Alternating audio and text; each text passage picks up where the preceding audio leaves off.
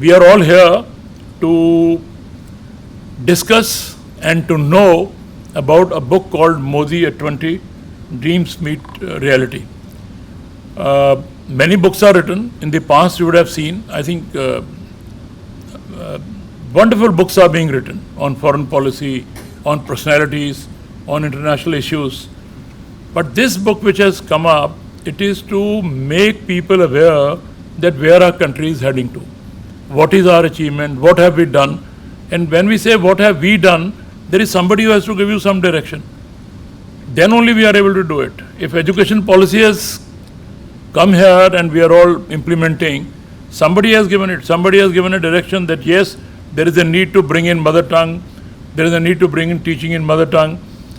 There is a need to improve our position in international arena. But somebody is behind this. And that somebody, if you have analyzed, is our Prime Minister Narendra Bhai Modi. Prior to what I am here now, in good old days or prior to this, prior to the election of Prime Minister Modi, well, we were doing very well, there's no doubt. 47 onwards, the kind of direction we have followed, wherein we have paid enough attention to important areas like health, education, infrastructure. That is where we started paying attention from 47 onwards. Then setting up of universities, setting up of important labs, all that was there, and that is an indicator that Indian mind is serious, it is brilliant, it works, and works for the welfare of society, works for welfare of everywhere in the world. We have no desire of occupying anybody's land or weakening somebody and then gaining strength, nothing of that kind. It was there, but when Prime Minister Modi took over in 2014, you need to, there are a lot of books written in this area, but you need to know where do we stand. Let me tell you, there are 3-4 important areas. 3 if you count, 4 if you include something else. I'm going to talk about that. One is our position in the international world. You know, whenever we'll travel abroad, we'll look at the airport currencies of the world, and Indian rupee will never figure in. I mean, it's an open thing.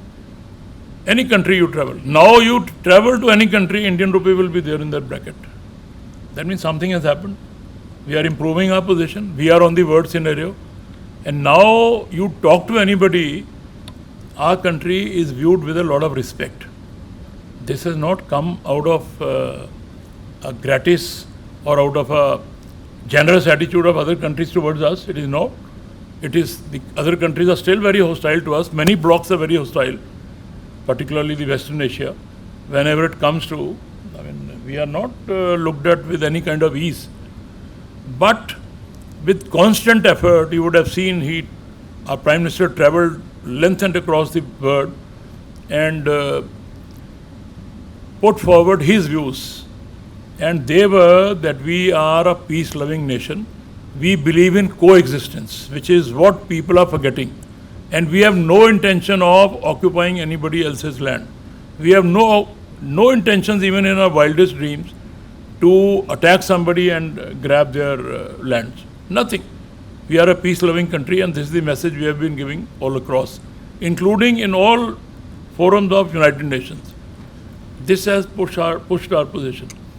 And this has pushed our position not only because of this, because of our internal strength, and that is the second important issue which has been highlighted, which Professor Raya will dwell on, that internal issues when we look at, there is a lot of stability.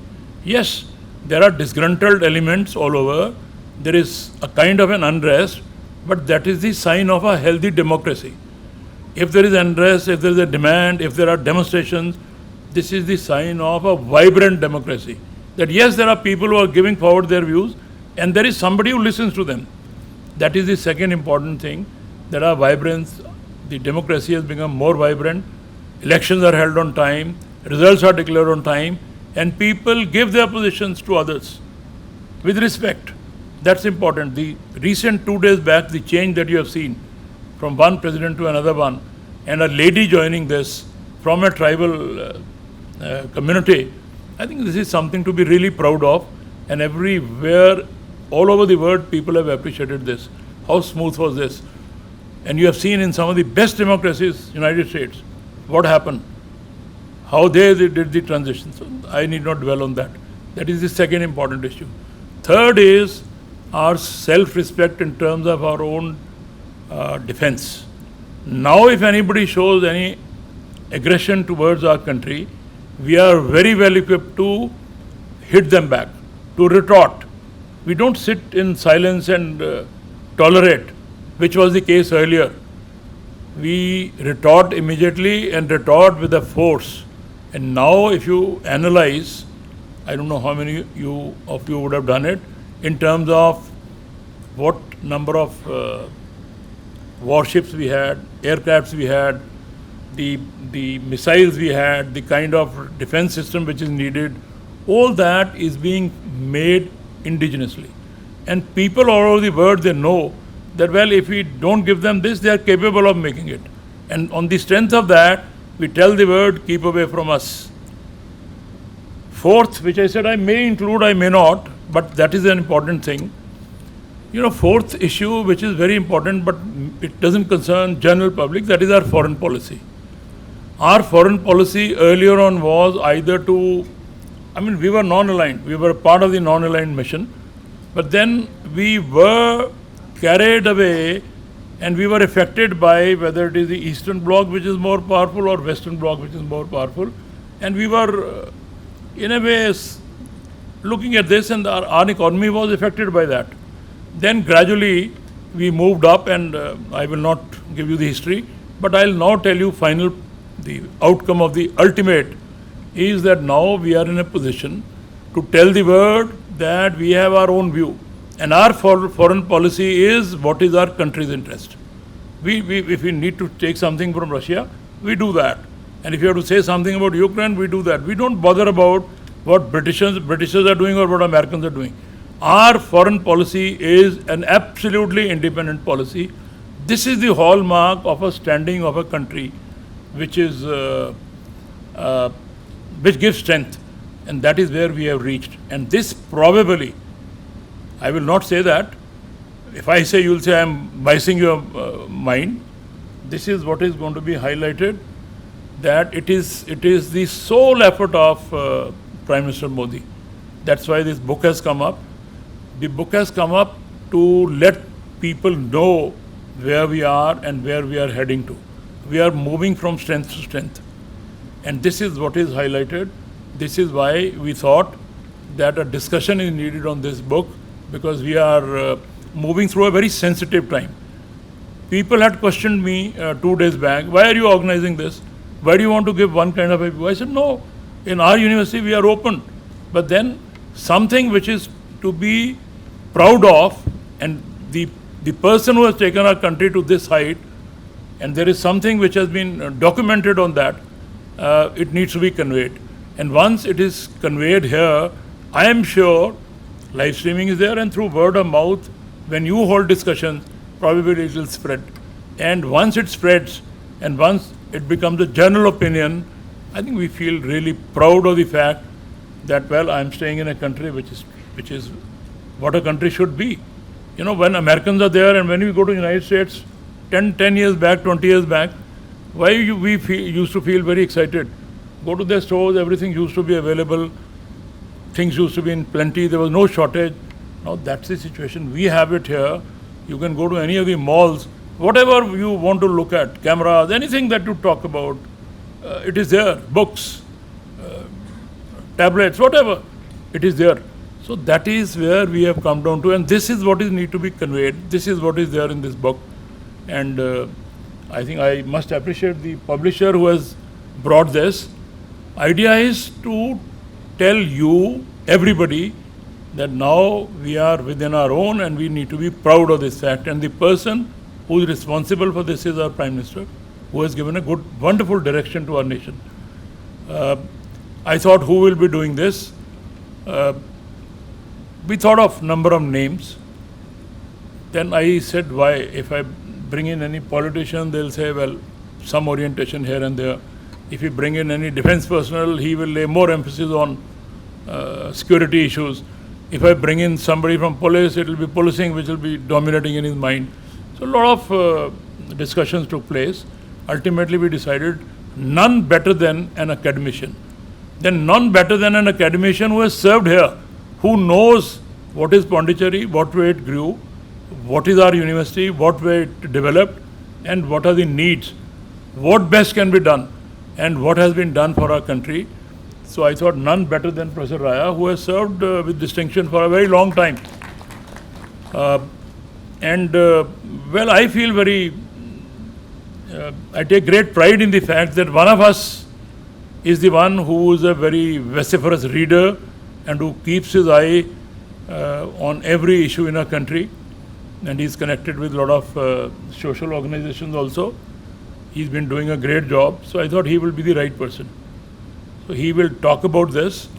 I know I've taken a little more time, but then something which comes from my heart, I always put it. So therefore, these three issues, and fourth, if you want to take that fourth issue also, and many others which are there. There are about, how many chapters are there? Pardon me? 21 chapters are there. So Professor Raya will dwell more on that. And I have just given you an outline of why this is needed. This is needed to tell everybody around us, where we live around that, and to our student community, that now we are in a nation which is on a stage of real takeoff, and we can tell the world that we mean business, we mean welfare of everybody, we mean welfare of the whole world, with a one word, coexistence and cooperation, nothing else. So that's where Professor Raya was very kind enough. He immediately agreed, and we listened to him. And after that, directors will also give their comments, and you please feel free to discuss with Professor Raya. We have about 1 hour, and the floor is open to you. And thank you so very much for coming over. Those who have not come here, I'm not having any regret, because they must be listening through live streaming or through the recorded version, or whatever message we want to send across regarding our Prime Minister, regarding his good work, that shall go through. That's the aim. I invite Professor Raya for this. I am thankful to our Honorable Vice-Chancellor, Dr. Gurmeet Singh ji, Professor Tharnikar Su, and respected Director, Art Culture, Rajan ji, and my esteemed Professor, Economist, learned Dr. Kamaya's student, Dr. Amresh ji, my dear esteemed professors, scholars, and a few students of my Pondicherry University, to discuss the book of significance titled Modi at 20, Dreams Meet Delivery. A book revolving around Prime Minister Narendra Modi and his political and governance models, with various chapters written by domain experts, his cabinet colleagues, and leading faces in different walks of life. Modi at 20 is edited and compiled by Bluecraft Digital Foundation, whose CEO, Shri Akhilesh Mishra, addressed the August gathering during the book launch, where who is who in politics, industry, and society at large were there. The book release function saw our Chancellor, Prof. Shri M. Venkaiah Naidu ji, the Vice President of India, Home Minister Shri Amit Shah, External Affairs Minister Shri Jaishankar, among others, who addressed the gathering. With sharing anecdotes and notable observations on the personality of Honorable beloved Prime Minister Shri Narendra Damodar Das Modi ji. The book is divided into 5 sections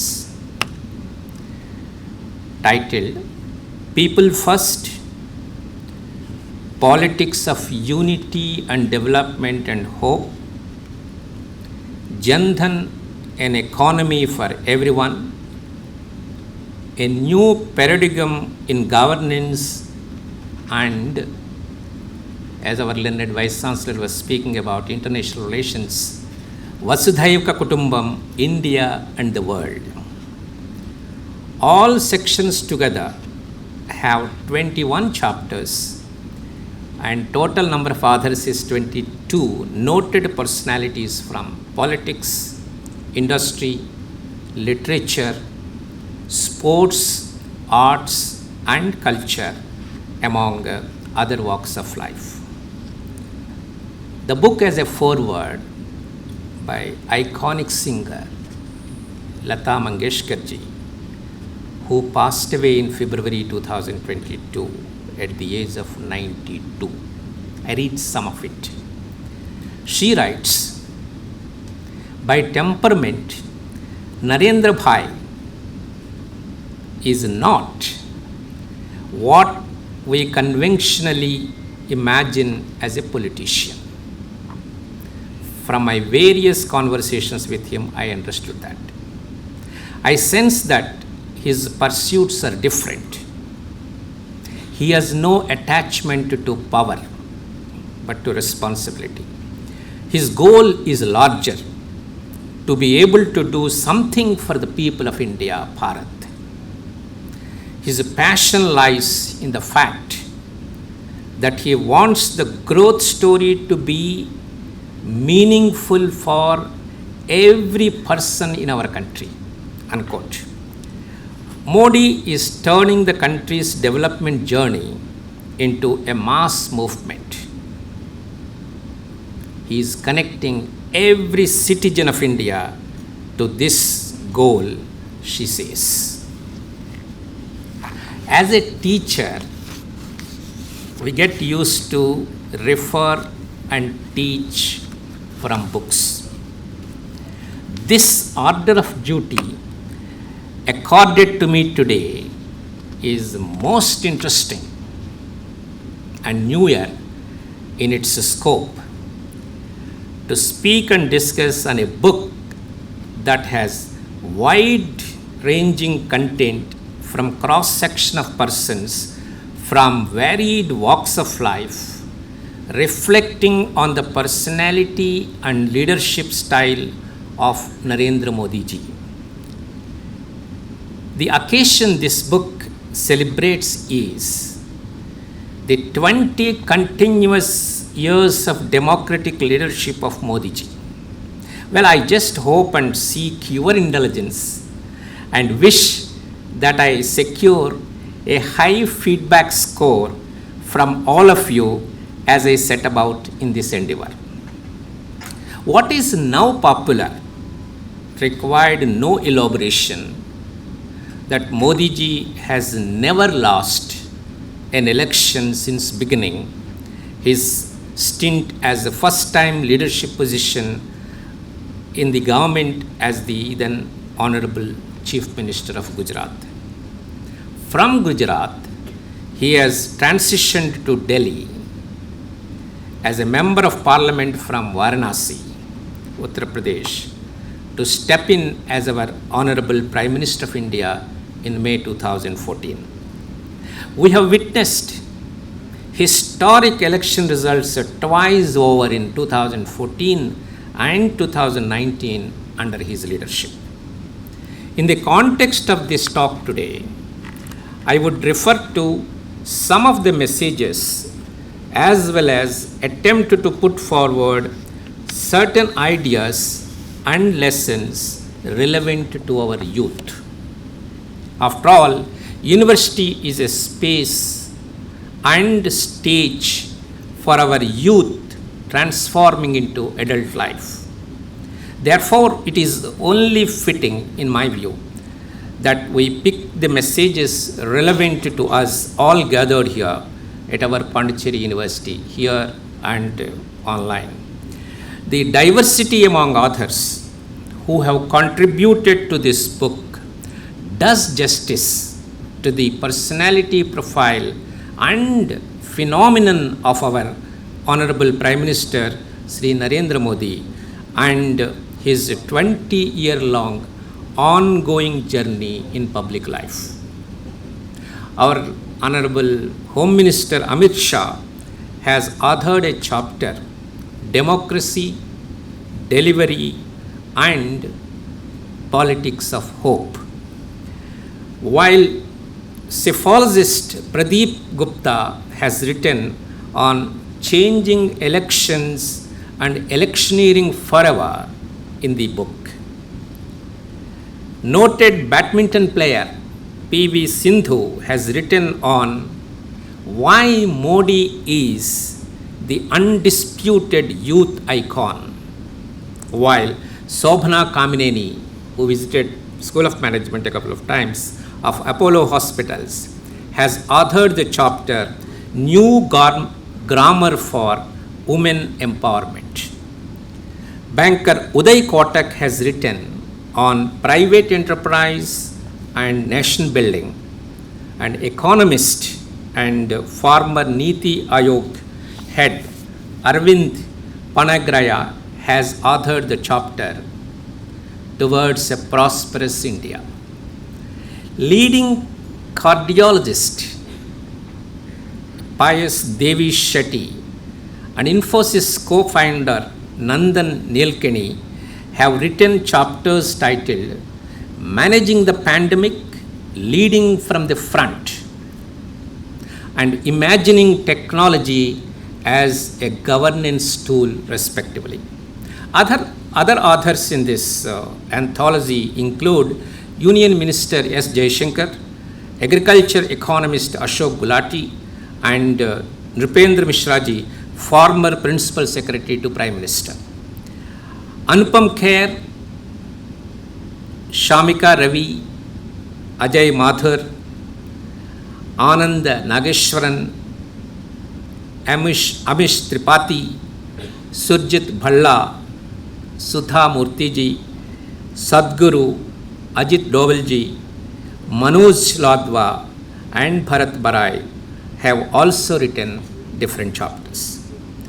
The book title is a reference to Modi completing 20 years as a head of government, including his nearly 13-year term, the longest one, as Gujarat Chief Minister last year. Dream big is what Prime Minister Modi as a person can be associated with. He has the incredible passion and energy to deliver and cause dreams into reality with varying levels of success, of course. Even his staunchest of critics will agree that Modiji's work ethic and drive are to bring about dreams into reality. That he is 100% hands-on Prime Minister and politician is what makes his professional persona unique and tall among the greatest of the contemporary world leaders. As the first PM to be born in the independent India, Modi ji is, in my view, a believer.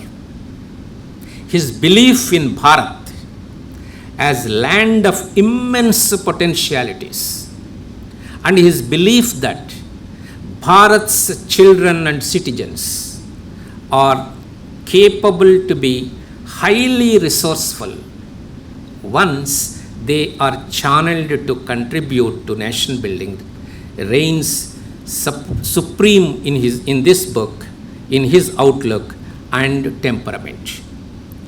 People's blessings give you the power to work tirelessly. The only thing required is commitment, so said Modi ji. Be it choice of Padma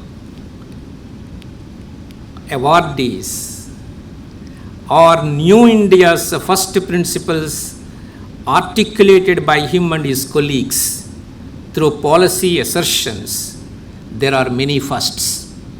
For instance, for the first time on the floor of Parliament, the taxpayers and private sector were glowingly and profusely complimented for their contribution to the development of India, that is Bharat. Let me just reiterate a fairly well-known personal snapshot of our PM. Narendra Damodar Das Modi ji was born on 17th September 1950 at Vardhanagar, Mahasana district of Gujarat, to a lower middle class family. He is dynamic, determined and dedicated. He completed 20 years in office on 7th October 2021. He was the long-serving Chief Minister of Gujarat and is 8+-year-old and ongoing Honorable Prime Minister of India. He personifies the spirit to successfully rise. He has proved that success has nothing to do. He has proved time and again that success has nothing to do with the caste, creed, or where a person belongs to. He is considered a master strategist for his party and in the governance of this great nation. As youth in a nation of young with high aspirations, I believe an important takeaway from PM's emergence and continuing success is his prism. I remember his speech in SRCC, Delhi, Sri Ram College of Commerce, where he indicated his approach to look at glass is half full. In his childhood days, though he had faced several difficulties and obstacles, his ability to look through those life experiences enabled him to take on challenges positively and transform them into opportunities with the courage of conviction and strength of character.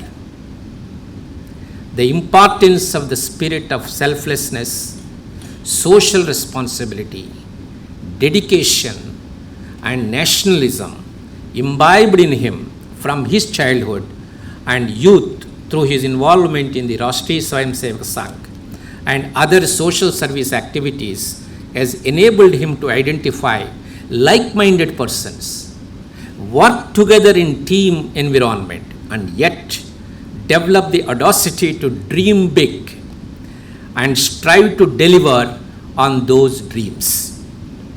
I only referred to this aspect of his early days here today because it's very much pertinent to all of us.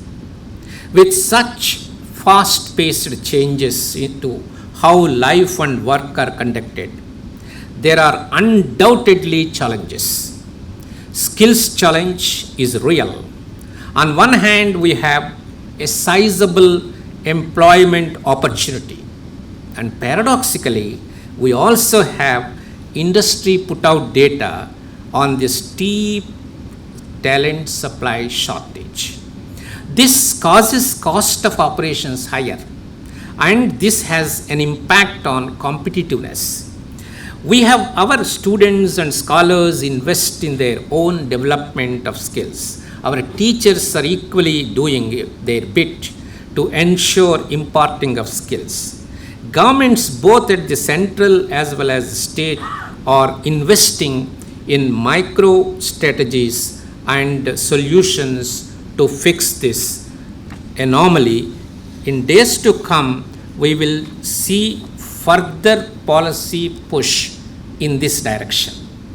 But for us today, what we must consider doing is to reset our prism.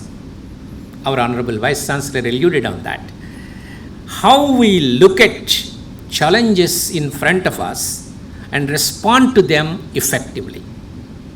Such a positive and solution-focused prism will help us.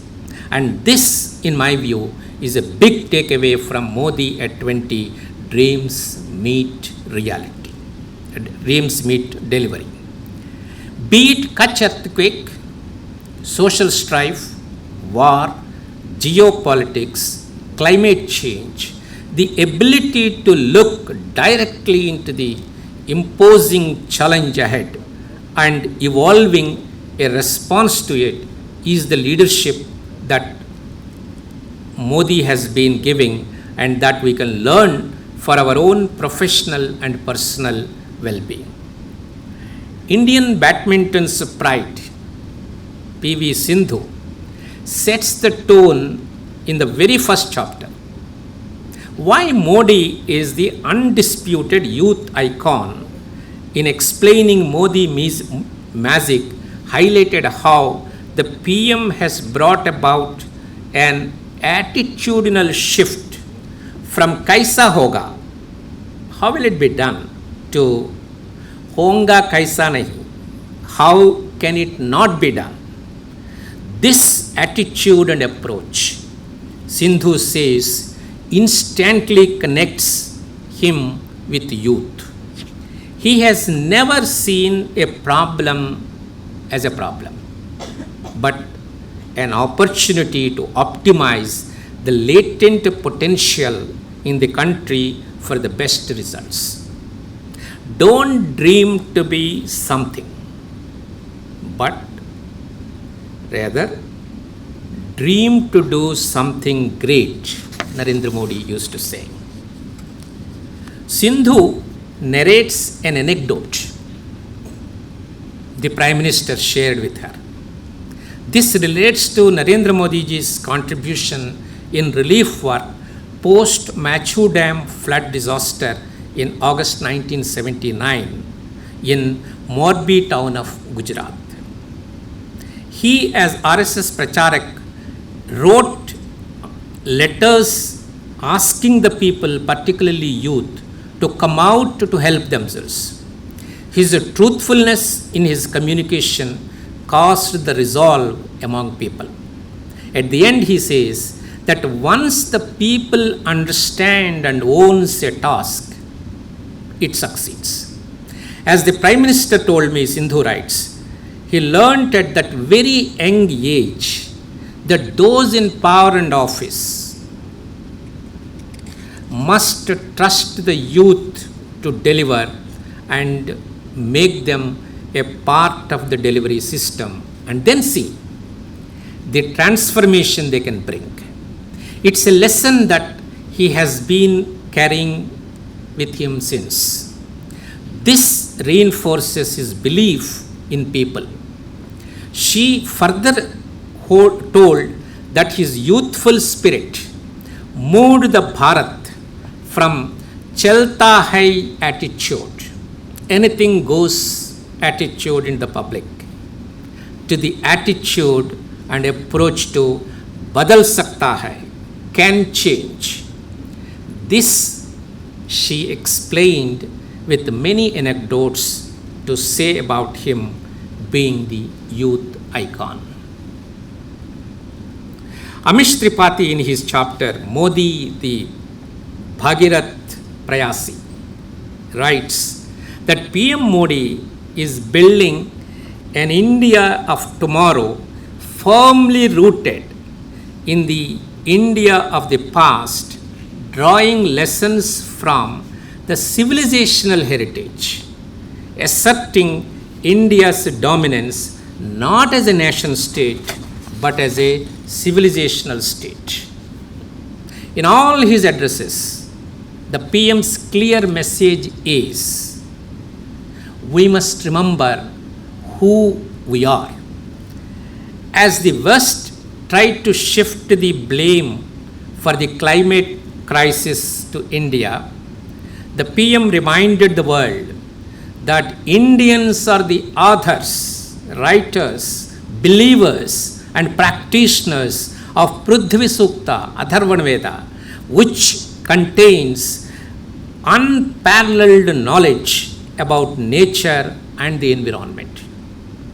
He asked the world, keeping aside differences, to come together to fight the climate crisis at the conference at the parties in Glasgow. Modi at 20 subtly brings out the Bhagirat prayas of a person who is unstoppable when it comes to fulfilling the dreams of the people.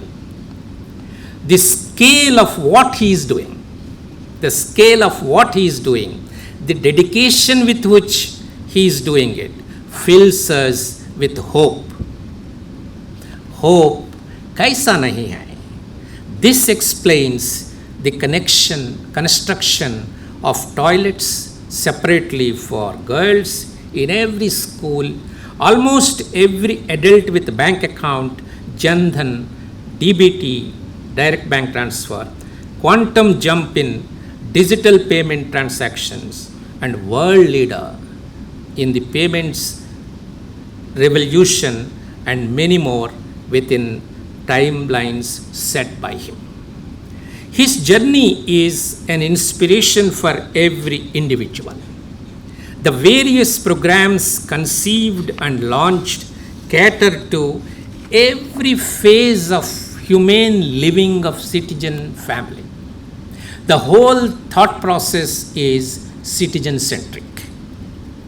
Home Minister Amit Shah tells in the chapter, Democracy, Delivery, and the Politics of Hope, that he, the Prime Minister, has an emotional attachment to the party that is rare and touching. He looks upon the party as a mother. The party's manifesto is to him his mother's word, which he always respects. He never violates. You may listen to him, the Prime Minister, to his emotional address on 12th June 2014. His promise of 100% saturation of welfare schemes is a continuum of the dream Deen Dayal Upadhyay saw when he spoke of Antyodaya. During a closed session of Quad Summit in Tokyo, US President Joe Biden hailed Prime Minister Modi ji for his handling of the COVID-19 pandemic successfully in a democratic manner. Biden said that PM Modi's success has shown the world that democracies can deliver. And perhaps democracies only deliver. Who can forget the impending sense of doom with which the world watched India when the pandemic broke, sure in their minds and hearts that India will buckle given its size, scale, and complexities. PM Modi took the challenge head on. The result? We are confidently set on the path of Atmanirbharata. He always emphasized the coming age is the age of knowledge. However rich, poor, or powerful a country may be, if they want to move ahead, only knowledge can lead them to that path. Amit Shah wrote that the best teacher for a leader is traveling, we call it pravas, to ordinary places, meeting ordinary families, sharing ordinary experiences and doing all this by ordinary means.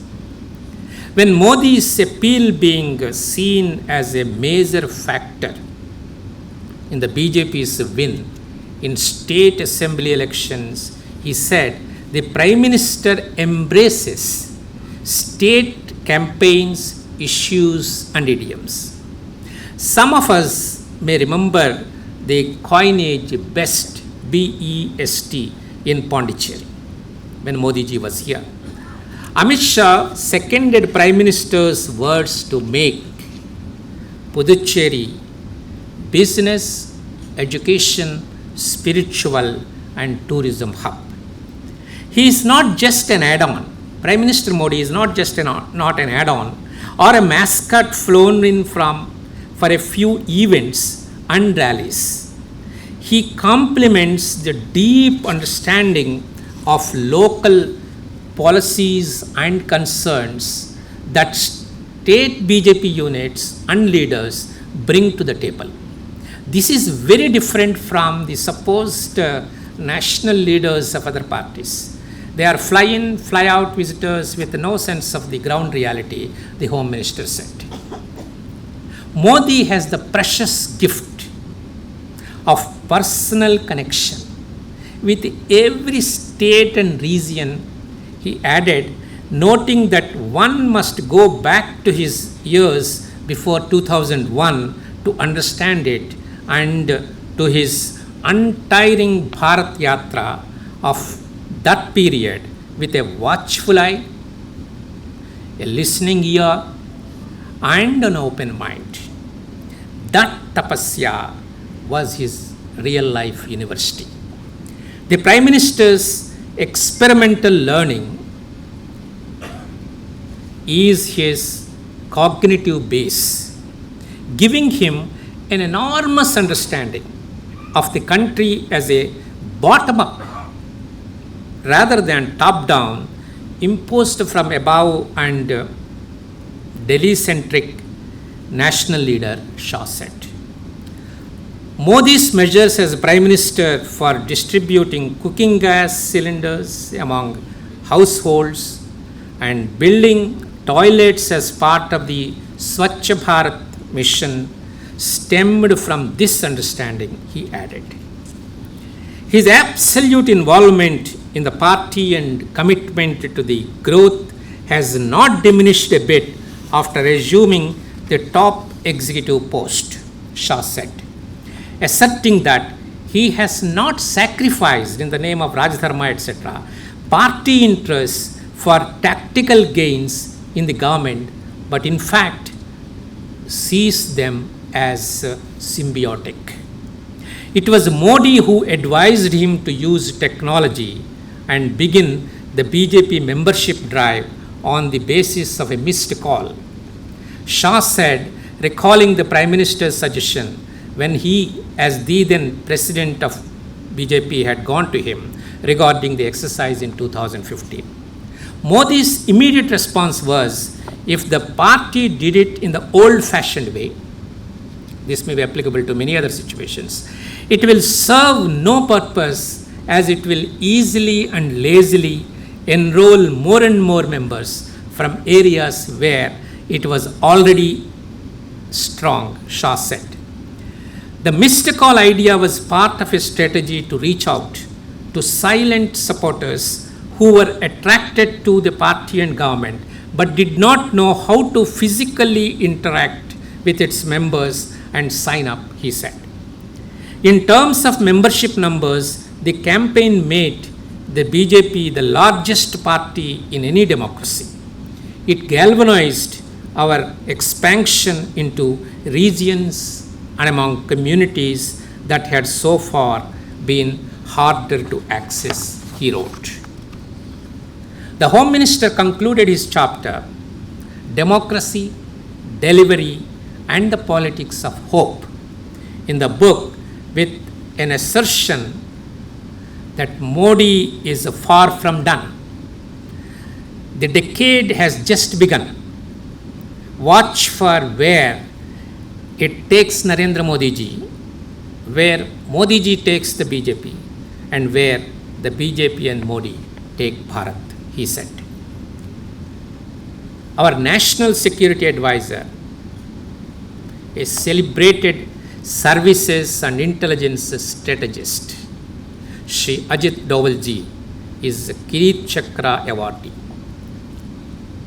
His article on Modi ji's objective setting exercise and orientation to remove the adverbs, the adjectives, and replacing them with simple active verb oriented language has in itself brought a renewed agility and action orientation to policy making. The ability to objectively analyze and never to be too attached to repeat, a strategic path twice, and emphasis on being fast to act and quit without any semblance of procrastination or notable in his approach. The reference to every moment, every second being the first for the following moment and second is profound. At the core of Prime Minister Narendra Modi's style and decision for counter-terror and counter-strike operations is ability to adopt and surprise the enemy by exhibiting risk-taking at the highest level, writes National Security Advisor Ajit Doval ji in the book that has been brought out to celebrate 20 years of Prime Minister Narendra Modi in public office. Doval ji describes how the Prime Minister dealt with the Uri terror attack in September of 2016, where terrorists breached the defenses of the Army's 12th Infantry Brigade and killed 19 of our personnel. 10 days later, India carried out what has now become known as surgical strike, hitting targets across the line of control. In the response to Uri 2016, a few aspects stand out, writes Doval ji. First, it was a simultaneous operation by multiple strike teams at 4 disparate locations and extended across vast geographical boundary. The second aspect, according to the NSA, is that the strikes were a political will, a political call taken by the Prime Minister, which means he was taking the responsibility not only for success but also for failure. This political will exhibited risk-taking at the highest level, a quality shown by very few. Third, it generated chaos, panic, and confusion by creating the enemy is everywhere syndrome across, Doval writes. According to Doval, the strike was so effective that the then Pakistani leadership castigated its ground formations for failing to block even one strike team despite having a large number of forward deployed troops. The NSA then goes on to differentiate the incident from the aerial strike conducted post the attack in Pulwama in 2019. Nearly 40 Central Reserve Force police force personnel were killed in a terror attack in Pulwama in Jammu and Kashmir on February 14, 2019. The attack on the CRPF convoy prompted India to carry out an airstrike in Pakistan's Balakot and brought the two countries almost to the verge of war. When it comes to the responses to Pulwama 2019, the one aspect of the Balakot counter strike was that it was very different from other counter strikes undertaken by India. He writes, "We had been responding to terror strikes in the ground domain. It was the first time an aerial strike was conceived and implemented with finesse, in the bargain also blowing away the myth of Pakistan nuclear bargain." Dowell goes on to add that if any adversary attacks India's core interests, there will be counters. Domain and level will not be limiting factors, he writes. That said, the post-Uri strikes were different, and Balakot was different from the post-Uri strike. Tomorrow, it may be different from both. This remains at the core of the Prime Minister's style of thinking and directions. Modi ji will always say that if this is in the national interest, then no risk is big enough, no cost is high enough. Nandan Nilekani reflected on size and scale of operations engaging with technology for Jan Andolan, people's movement, and the ongoing transition to technology age. He calls it as a tech age. Reflecting on the chapter titled Imagining Technology as a Governance Tool, Mr. Nandan Nilekani wrote, "Modi understands technology intuitively that and sees it usage as horizontal, assemble across everything he does, as opposed to it being limited to a force multiplier of certain vertical efforts. This explains why technology has underpinned all his works, from getting his messages across to the people of India, to directly transferring benefits to citizens, to increasing the efficiency of bureaucratic action. His use of technology also transcended form factors. Through Man Ki Baat, a monthly address to Indian citizens, he has been able to harness the humble and forgotten radio, lending the medium itself a fillip. Mr. Nandan Nilekani goes on further to elaborate on PM Modi's utilizing technology and refer to quite a few, but I will mention a few. Unique Identification Authority of India, scaled up to Aadhaar and beyond to ZAM, Jandhan plus Aadhaar plus mobile. In 2015, the vision was articulated by PM thus: ZAM, Jandhan, Aadhaar and mobile is about achieving a maximum value for every rupee spent, maximum empowerment of our poor, maximum technological penetration among the masses.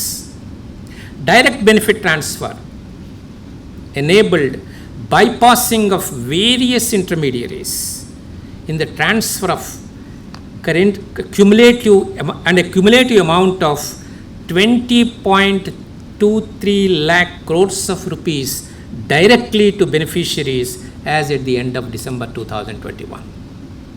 Digital payment revolution in India, emergence of unified payment interface developed by National Payments Corporation of India, Bharat interface for money, BHIM, in 2019 as a fitting tribute to Dr. Bhima Rao Ambedkar for his seminal role in establishment of RBI and introducing the concept of finance commissions to distribute wealth between the union and the state governments. Focus on healthcare and education. PM Modi envisioned National Digital Health Mission with a vision to give every Bharat citizen a digital health ID that would serve as comprehensive repository of health records data. As of December 2021, 14.67 crore health IDs had been generated and 6,803 doctors, 15,010 facilities had been registered on the platform. Trillions of rupees of transactions carried out on the ZEM, government e-marketplace, and GEM Sahai that helps MSMEs get instant loans based on their orders, transaction flows, and tax filings.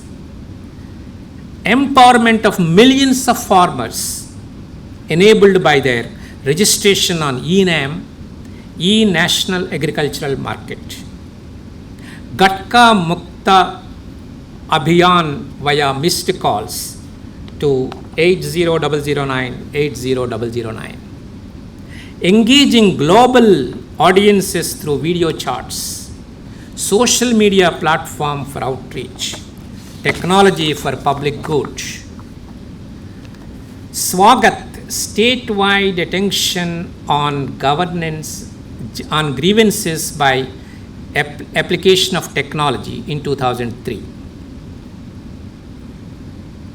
Today is Wednesday, okay.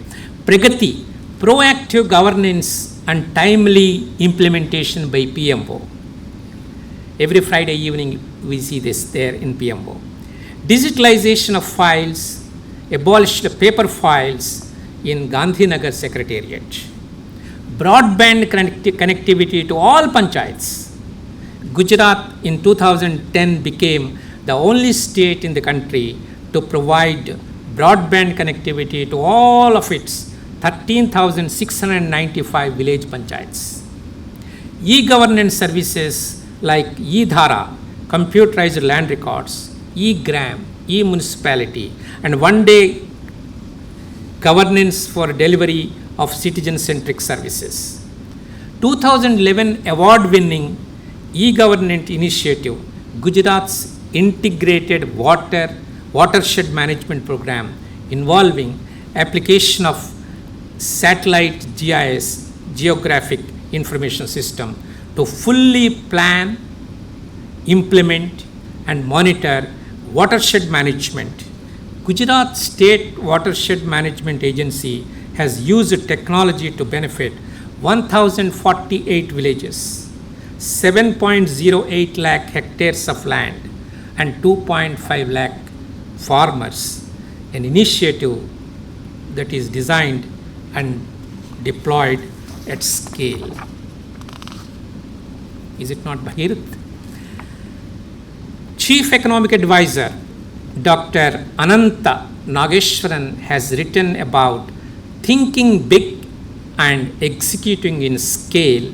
Thus, his PM Modi's vision for India grasped the need for scale and size, not because big is beautiful, but because big is essential to serve the needs and ambitions of a country of 1.4 billion people.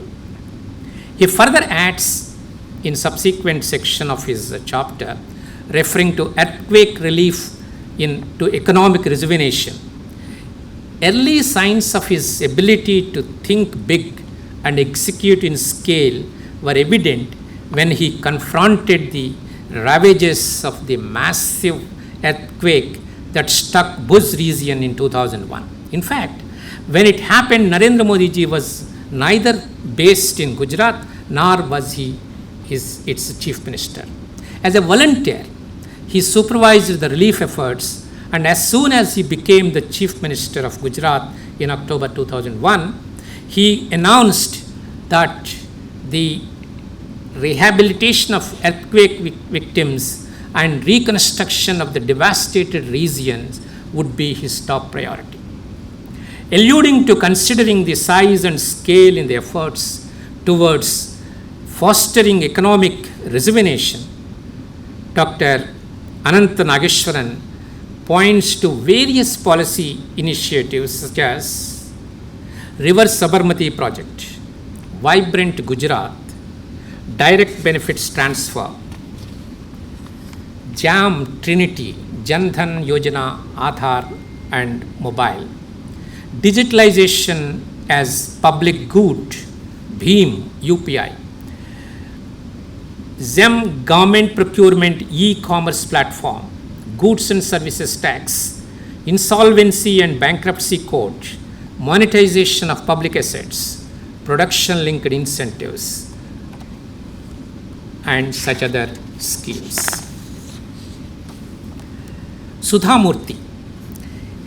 Title then came The Winds of Change, in which Srimati Sudha Murthy ji has paraphrased a chapter, The New Normal, in which she wrote, the governance of Prime Minister has inspired another wave of transformation that has affected the lives of billions of people, including you and me.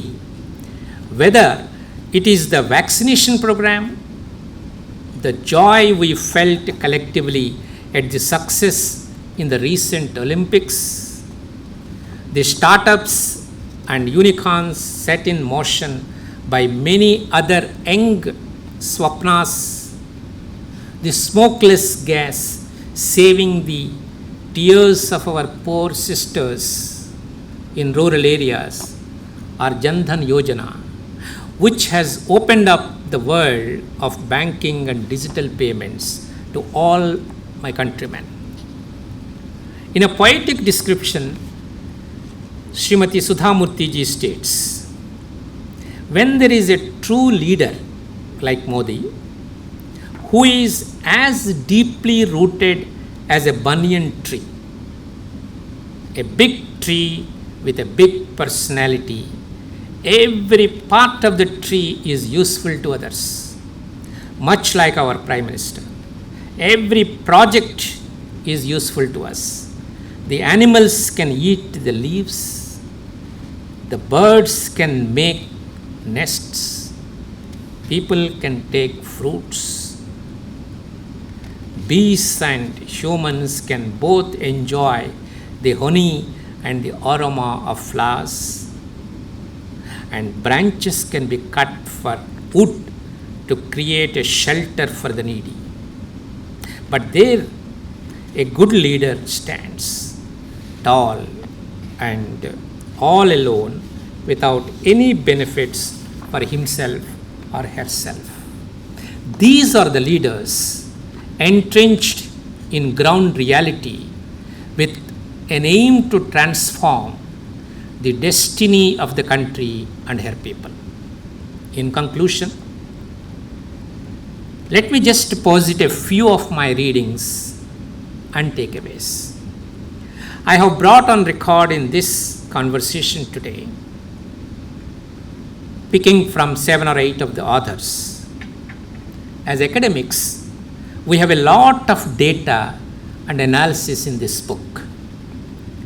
Modi at 20 Dreams Meet Delivery, from each of chapters written by each of the 22 authors. Effectively, PM Modi's approach to democracy is through engagement at scale. It is aided and by effective use of technology, adoption of relevant political and public communication frameworks, and an innate commitment to stay in conversation with the citizenry on a continuous basis. I feel democracy is rewarding PM Modi electorally for this conviction. There is such an engagement, direct and tacit, that we see birthday greetings sent to us signed by PM himself. The timely response and acknowledgement to correspondence addressed to PM, mostly by PMO, and sometimes a short note signed by PM himself.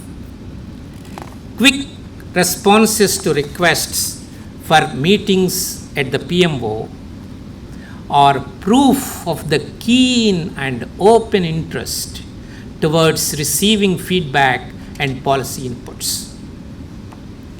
We have just witnessed elections to the office of the President of India, and we now have Her Excellency Srimati Draupadi Murmuji as our President. The extent of information flow and goings on in the engagement that we see as something new under PM Modi. It is not to be mistaken as trivial. After all, democracy is all about engagement. And the president's election victories are all around the country. Maybe one of these days it may be there in Pondicherry too. Another personal observation.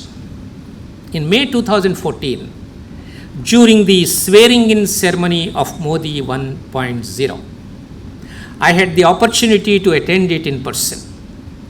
The timely attention to details, which Doval also referred to, and rootedness was evident when I saw on big screen that PM designate Shri Modi ji walk up to senior Samajwadi leader Shri Mulayam Singh Yadav ji, whom they fought just then, and personally insist and escort him to first row seating. Such gestures indicate the seriousness with which principles of politics is adhered. Finally, for us, it will be enriching to understand leadership style, substance, and approach through such books. In that, Modi at 20, dreams meet delivery, ranks right on top. In this book, one other feature is, across all the authors, education found its place. The kind of changes, disruptive changes that this policy is bringing about, I'm sure you must have been finding out. Whether it is credit shift, credit transfer, exit and entry, policy changes, independence to the student to decide their curriculum, stage of studies, how it is going to change the pattern of learning and hence the making of the future citizens is for all of us to see, and perhaps we are the makers of that. Thank you. Jai Hind.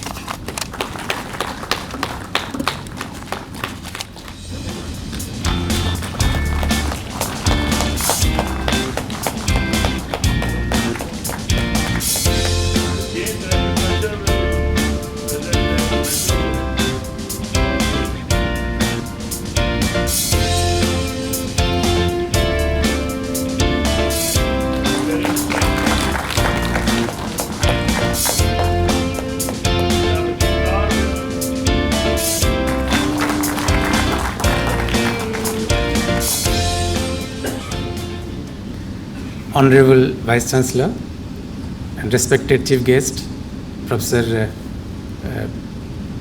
R. Prabhakara Raya, National Vice President, BSM Bharat, and our dear former Dean, respected directors, Professor Tharani and Professor Jain, Finance Officer, Control of Examination, Librarian, all respected Deans, HODs, dear faculty colleagues, officers and staff. Before I come to the formal vote of thanking,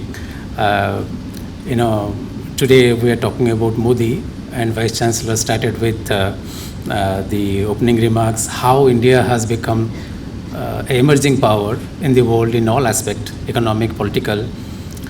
I think a well-connected fact about that is, I think in last 75 years or so, we have put in place an economic system, a political system, which is conducive in giving opportunities to the people, irrespective of their background.